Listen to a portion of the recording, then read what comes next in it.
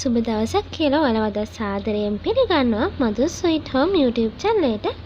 පිඟානේ තියෙන දේ දැක්කහම ඔයාලට හිතුනේ පත් අග්ගල කියලා නේද? නමුත් මම අද හදන්නේ මේ අග්ගල එක ගොඩක් වෙනස් විදිහකට. සාමාන්‍යයෙන් අපි හදන්නේ හාල් පිඟින තියලා කුඩු කොටලා බෙදලා. නමුත් එහෙම නැත්නම් අපි හදන්නේ ඉතුරුම් බත් වලින් තමයි මේ විදිහට අග්ගල හදන්නේ. මම අද හදන්න කියලා දෙනවා. ඔයාලට තීබොන වෙලාවට ෂණිකෙන් ඉක්මනින්ම හදා ගන්න පුළුවන් විදිහේ රෙසිපි එකක්. ඉතින් මේක ඇත්තට මම අත්හදා බලපු රෙසිපි එකක්. ඉතින් මට හිතුණා මේක ඔයාලට කියන්න ඕන කියලා. මොකද අපි උනත් ඕන කෙනෙක් කැමති අපේ ගෙදර පවුලේ අයට වස විසින්තර ෂණිකව රසවත්ව කැම දෙන්නේ. ඉතින් මට හිතුණා තේ වෙලාවට මේක ගොඩක් හොඳයි. පොඩි අයටත් හොඳයි, වැඩිහිටියන්ටත් හොඳයි. අපි දැන් බලමු අපේ මේ අග්ගල එක කොහොමද හදාගන්නේ කියලා.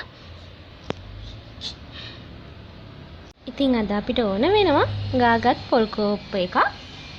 හොඳින් හොදලා වේලගත්ත රතු කෙකුළු හාල් කෝප්ප භාගයක්, සීනි කෝප්ප 3 එකක්, ලුණු තේ හැඳි කාලා, පොල් තෙල් මේ තේ හැඳි භාගයක්. ඉතින් අපි බලමු දැන් මේක හදන්නේ කොහොමද කියලා. ඉතින් මම භාජනයක් ලිපේ තියලා අපේ තෙල් තේ හැඳි භාගය මේකට එකතු කරගන්නවා. අපේ තෙල් ටික හොඳින් රත් වුණාට පස්සේ මම මේ හොදගත්ත හාල් ටික දානවා.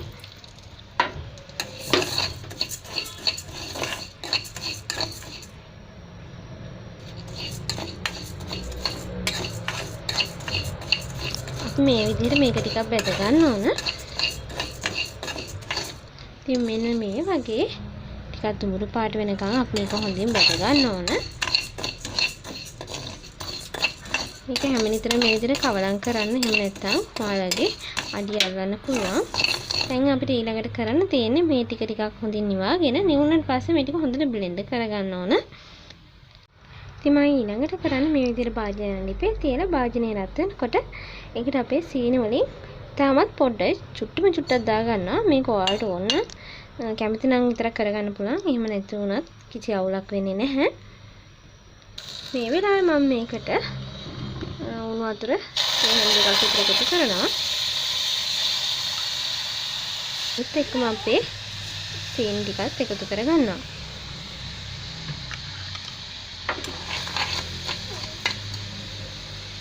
සීනි වලට වතුර පොඩ්ඩක් එකතු කරන්න. වතුර ගොඩක් දාන්න එපා.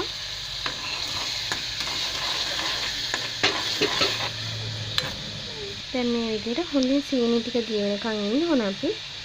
අපේ සීනි ටික හොඳින් දියුණාට පස්සේ මම මේකට අපේ ගාපු පොල් ටික එකතු කරනවා.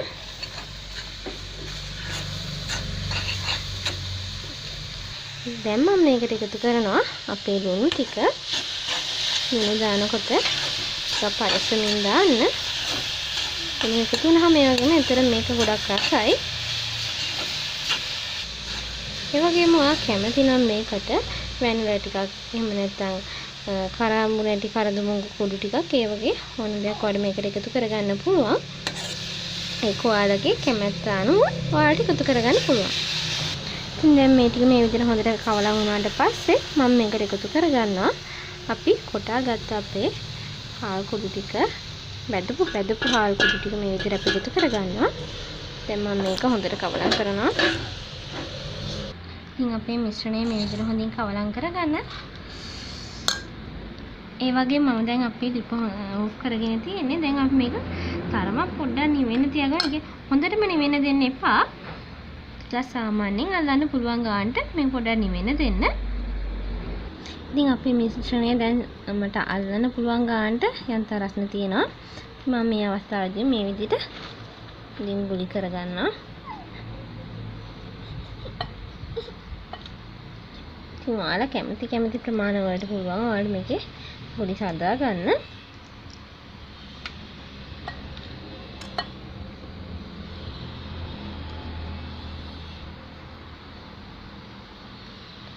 ඔන්න ඉතින් මේ තියෙන්නේ අදහස අපි හදාගත්ත අපේ රසවත් බත් ගුලි. එහෙම නැත්නම් බත් අක්කලා තමයි මේ තියෙන්නේ. ඇත්තටම බත් අක්කලා කුවට අපි අද මේක හැදුවේ ඇත්තටම ගොඩක්ම වෙනස් විදිහකට. ඉතින් මේක ඇත්තටම මම අත්හදා බලපු දෙයක්. ඉතින් මටත් හිතුණා මේ විදිහට ඉක්මනට අපේ දරුවන්ට වෙන දේවල් කවනවට වඩා මේ වගේ දෙයක් හදලා දුන්නොත් එයාලත් කනවා. ඉතින් ඒක ඔයාලත් එක්ක බෙදා ගන්න තමයි ඇත්තටම මටත් උවමනා වුනේ.